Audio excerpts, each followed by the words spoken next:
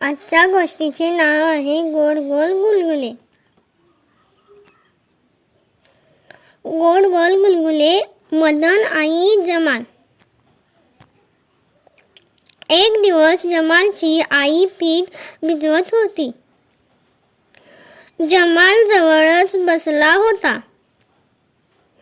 शेजारचा मदन आईला एक प्रश्न विचारायला आला.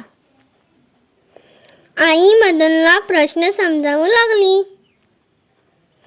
जमाल पीठ भिजवू लागला. त्याच्या हाताला पीठ चिकटले. जमालने पिठात पाणी घातले.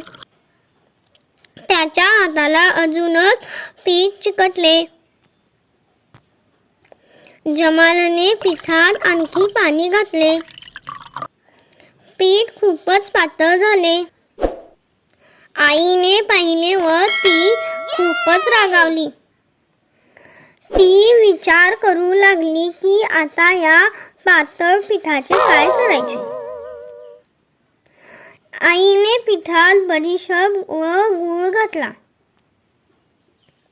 आईने त्या पिठाचे खूप गुलगुले करून तळले. जमाल आणि मदनने खूप गुलगुले खाल्ले.